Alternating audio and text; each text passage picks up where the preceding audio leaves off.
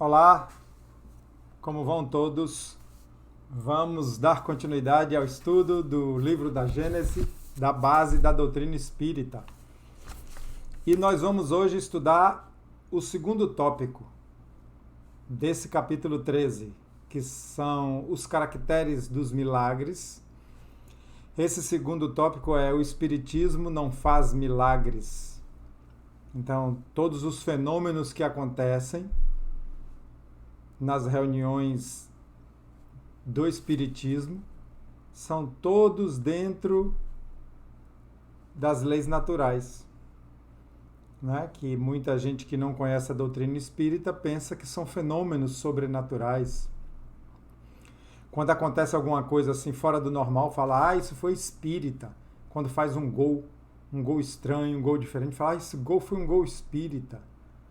Ou qualquer coisa assim, como se fosse algo que saísse do natural. E, na verdade, a doutrina espírita revelou leis naturais, ainda desconhecidas pela humanidade da Terra. Então, vamos dar continuidade. É o item 4 do capítulo 13, certo? Nós já estudamos os milagres no sentido teológico. E vamos pegar aqui esse tópico: o Espiritismo não faz milagre. Me parece que vão ser 2 vídeos, 2 ou 3. O Espiritismo, pois, vem a seu turno fazer o que cada ciência fez no seu advento.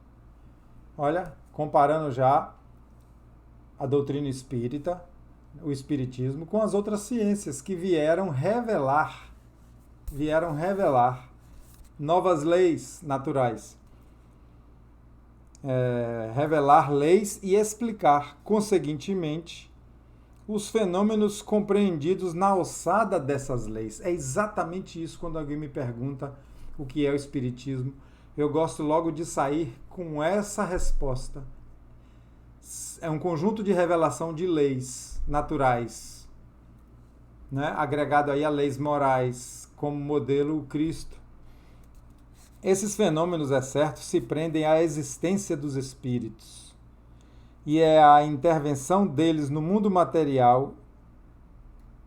E isso dizem, em que consiste o sobrenatural. Quer dizer, dizem que o sobrenatural que tem na doutrina espírita é justamente isso. O fato da gente falar que existem espíritos e que há uma comunicação com os espíritos. É justamente aí que está essa ideia de sobrenatural para os que não conhecem. O espírito mais não é do que a alma sobrevivente ao corpo.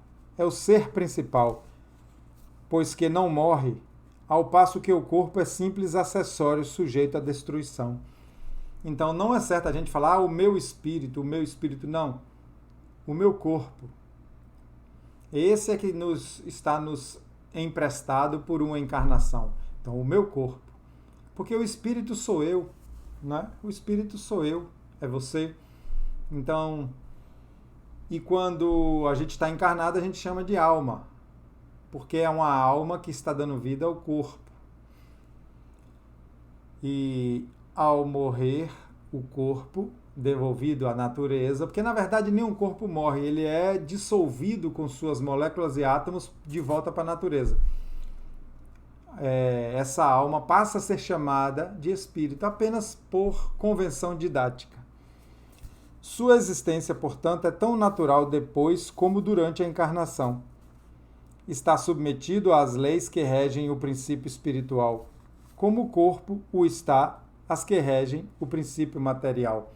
Então, do mesmo jeito que nosso corpo está sujeito às leis materiais, biológicas, a bioquímica que faz esse corpo funcionar, da mesma forma o espírito está sujeito às leis espirituais.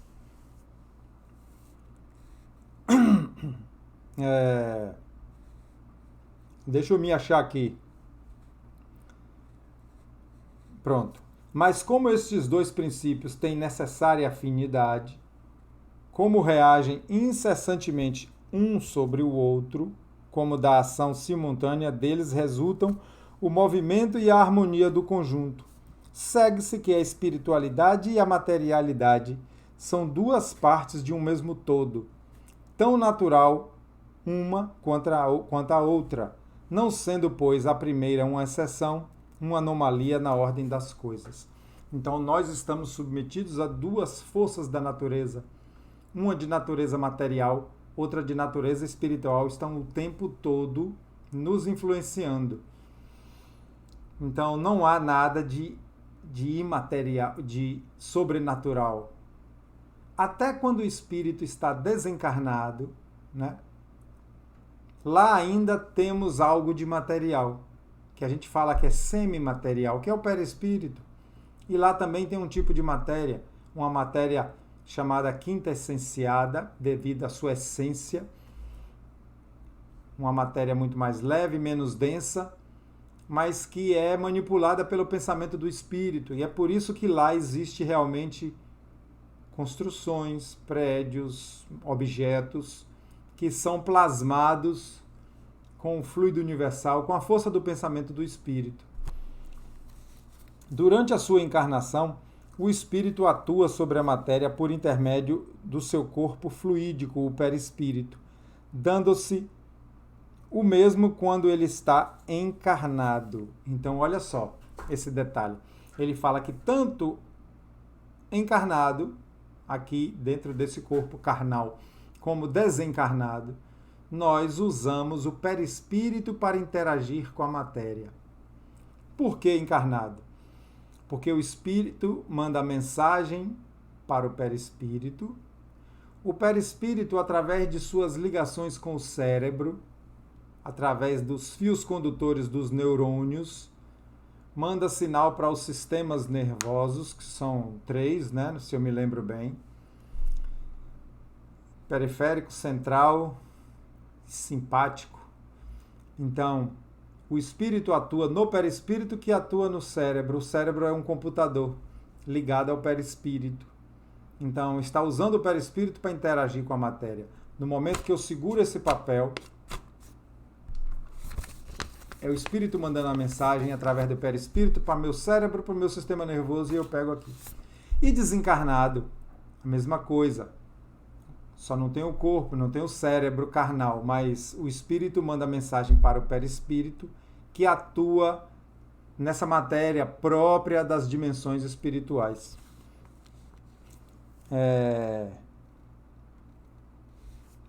Como o espírito, e na medida de suas capacidades, faz o que fazia como homem. Tá vendo? O detalhe aqui é na medida de suas capacidades. Então, os espíritos vão ter capacidades diferentes. Olha só, dependendo do seu grau evolutivo, dependendo da sua desmaterialização do perispírito, dependendo de muita coisa, um espírito vai ter mais ou menos capacidade que o outro, porque ele deixa aqui bem claro, ó, na medida de suas capacidades, faz o que fazia como homem. Apenas por já não ter o corpo carnal para instrumento, serve-se, quando necessário, dos órgãos materiais de um encarnado, que vem a ser o que se chama de médium. Então aqui ele já entrou em outro assunto. É o espírito atuando nessa matéria daqui, da Terra, através dos médiuns. E aí a gente vai ter alguns tipos de fenômenos em que o espírito pode atuar na matéria. A psicofonia, né, usando as cordas vocais do médium, a psicografia, escrevendo, a pictografia, pintando, né? E temos até agora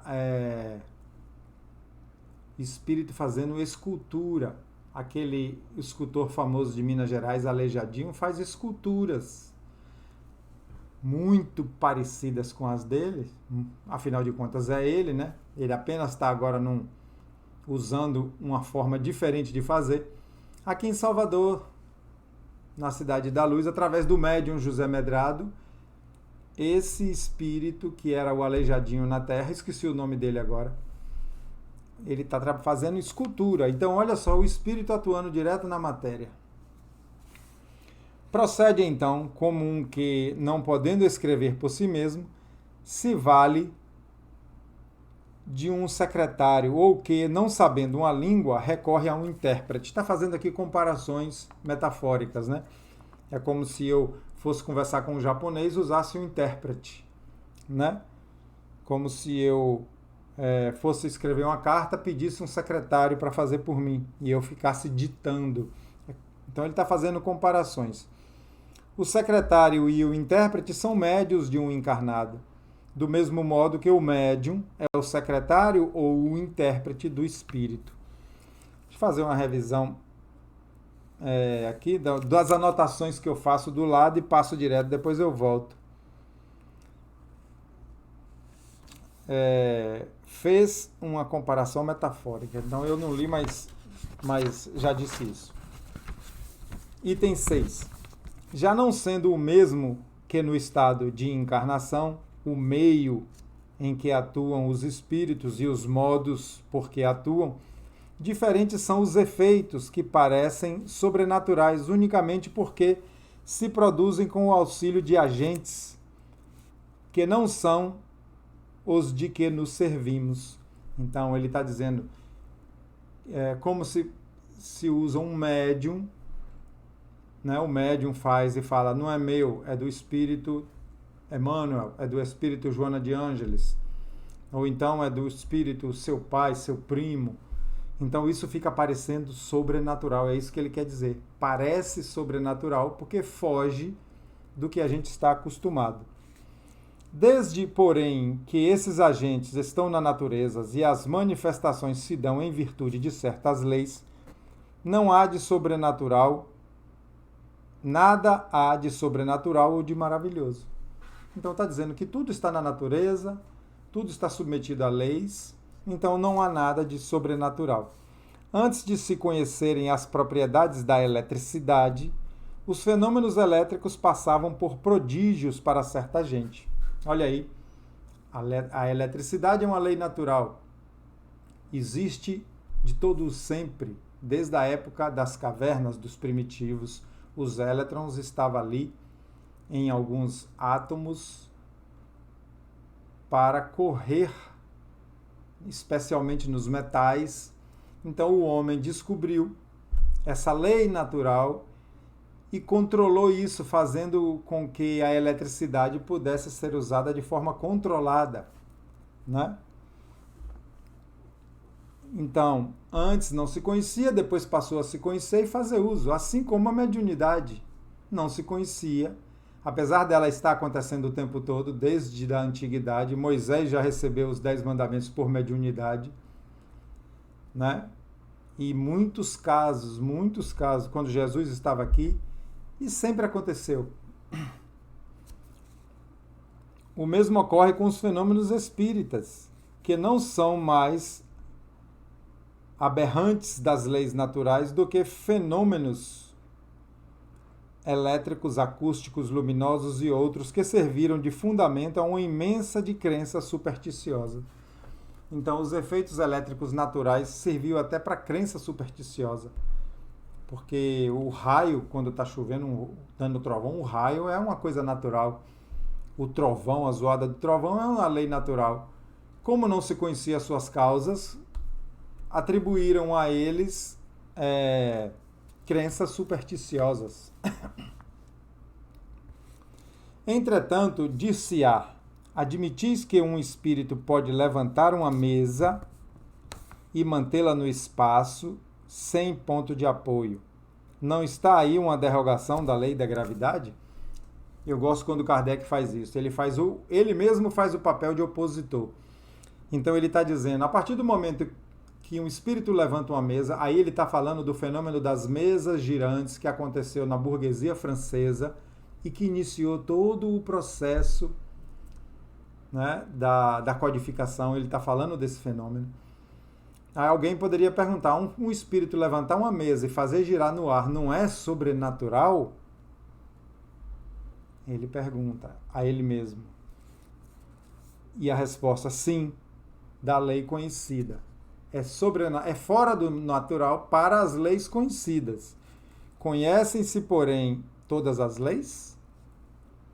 Antes que se houvesse experimentado a força ascensional de alguns gases, quem diria que uma máquina pesada transportando muitos homens poderia triunfar da força da atração? Ele está falando aqui agora do dirigível, que voava com os gases, inicialmente com o gás hidrogênio, e depois que descobriram que ele era muito inflamável, desculpa, inclusive alguns pegaram fogo, era usado até para guerra, colocou-se o gás hélio. Olha aí, o gás, o hidrogênio e o hélio são fluidos. Até essa coincidência, usando fluidos para fazer com que uma máquina de toneladas flutuasse. Aí ele está dizendo, nessa época isso não era sobrenatural? Fora do que se conhecia? Triunfando sobre a força da atração. A força da atração que ele está falando é a lei da gravidade, né? Que acredita-se que a Terra atrai tudo para ela. Ao vulgo, isso não pareceria maravilhoso, diabólico?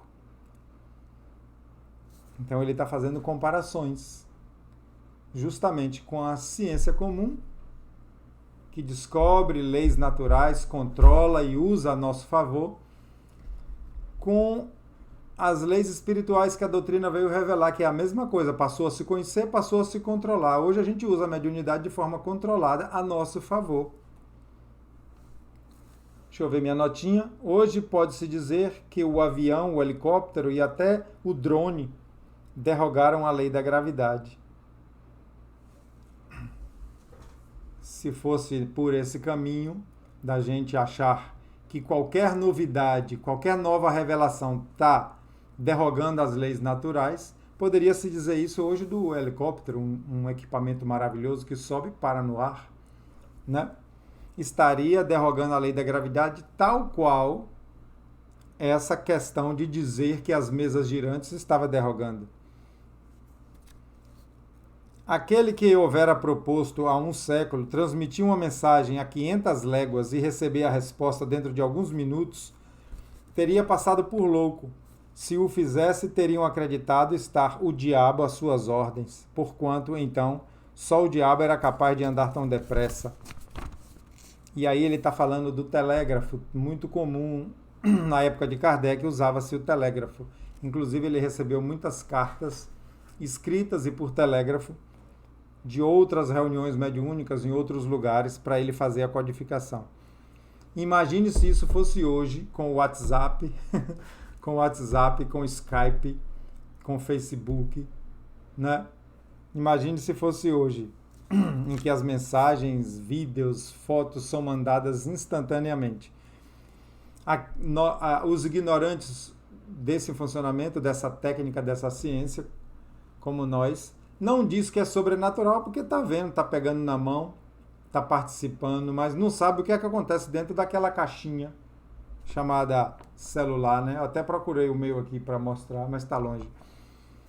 Hoje, no entanto, não só se reconhece possível o fato, como ele está naturalíssimo. É o caso hoje do WhatsApp. Eu mando daqui para o Japão um vídeo, uma foto, em segundos. Então é natural. Ninguém vai dizer que aquilo é sobrenatural. Está desafiando as leis da natureza. Por que, pois, um fluido desconhecido careceria da propriedade de contrabalançar, em dadas circunstâncias, o efeito da gravidade, como o hidrogênio contrabalança o peso do balão? É efetivamente o que sucede no caso de que se trata. O Livro dos Médiuns, segunda parte, capítulo 4. Eu já li o Livro dos Médiuns, já estudei ele algumas vezes, e vou dar uma explicação rápida como que se movimenta objetos. Eu tenho até um vídeo no meu canal, conversando sobre espiritismo, é o meu canal, no YouTube. Eu tenho até um vídeo falando isso, se os espíritos podem mover objetos. Na verdade, o que acontece, falando bem resumidamente, o espírito pega o fluido animalizado do médium, de efeito físico, tem que ser o médium que libera ectoplasma, que é chamado médium de efeito físico. ele combina esse fluido animalizado com um fluido espiritual, né, que é derivado do fluido universal, e introduz essa combinação nos vazios dos átomos. Sabemos que os objetos, existem neles grandes vazios atômicos entre um átomo e outro, e ele preenche esses vazios com gases, e é como se o objeto, por algum momento, ganhasse vida, né, com o magnetismo desse fluido, e obedecer à ordem do espírito. Se movimente, ele se movimenta. É mais ou menos isso. Para não parecer tão estranho, olhe para um ventilador vivendo sozinho, rodando o pescoço, rodando a hélice. O que é aquilo? Magnetismo. A eletricidade gerando magnetismo. E ganhando vida. Um objeto que não tem vida orgânica ganhando vida. Então é tudo dentro da lei natural. Uma vez que estão no quadro dos da natureza, os fenômenos espíritas se hão produzido em todos os tempos. Em todos os tempos, desde que existe a humanidade, tem os fenômenos que estão lá no livro dos médiuns. Mais precisamente porque não podiam ser estudados pelos meios materiais de que dispõe a ciência vulgar. Permaneceram muito mais tempo do que outros no domínio do sobrenatural, de onde o Espiritismo agora os tira. Então o Espiritismo tira todos esses fenômenos do título de sobrenatural e traz ele para o título de natural. Faz parte da lei. A reencarnação, a mediunidade, os fenômenos próprios da mediunidade, tudo faz parte da lei. Um espírito que está encarnado e é chamado de alma, entrar em contato com outros desencarnados. E essa comunicação na Terra ela é mais difícil, devido ao grau inferior da Terra, devido à densidade do nosso corpo, ele ser muito denso, muito material. Em mundos mais evoluídos, essa comunicação é muito mais fácil. E nos mundos ditosos, nem precisa de médium, todo mundo entra em contato com os espíritos desencarnados naturalmente. Baseado em experiências inexplicadas, o sobrenatural deixa livre curso à imaginação, que, a vagar pelo desconhecido, gera as crenças supersticiosas. Então, quando acontece uma coisa e não se tem ainda a explicação de como aquilo acontece, das causas daquele acontecimento, começa a aparecer as crenças supersticiosas. Uma explicação racional, fundada nas leis da natureza, reconduzindo o homem ao terreno da realidade, fixa um ponto de parada aos transviamentos da imaginação e destrói as superstições. Então, esclarecer, explicar, destrói as superstições. São essas coisas que Jesus, antes de morrer, falou para os apóstolos e para os discípulos. Há muito mais o que dizer, mas vós não suportaríeis. Eu não posso ensinar tudo, porque vós não compreenderíeis. Mais ou menos assim. Então eu enviarei um Consolador, um novo Consolador, que explicará tudo o que eu já expliquei e, além, mais coisas explicará. Claro que não foram com essas palavras, mas é isso que ele quis dizer. Vai ensinar tudo o que eu ensinei e algo mais. E este Consolador ficará convosco para sempre. Quer dizer, não era uma pessoa. E ficará em vós. Então, nós espíritas acreditamos que essa promessa de Jesus é a doutrina espírita, é a codificação dessas novas leis, desses novos ensinamentos para a humanidade evoluir. Longe de ampliar o domínio do sobrenatural, o Espiritismo o restringe até os seus limites extremos e lhe arrebata o último refúgio. Se é certo que ele faz crer na possibilidade de alguns fatos, não menos certo é que, por outro lado, impede a crença em diversos outros, porque demonstra, no campo da espiritualidade, a exemplo da ciência, no da materialidade, o que é possível e o que não é. Então, em vez do Espiritismo aumentar essa coisa do sobrenatural, ele diminui, ele dá explicação a coisas que se achava sobrenatural antes. Por exemplo, se falar assim, a aparição de Nossa Senhora, o Espiritismo explica por que um espírito já desencarnado aparece. Né? Eu, particularmente, nem acredito que seja ela mesmo, aquele espírito que foi mãe de Jesus naquela encarnação, que vem. Ela manda seus representantes, porque ela tem milhares sob sua ordem, né? A chamada a equipe de Maria que cuida dos suicidas, né? Eu vou lembrar a palavrinha que eu esqueci agora.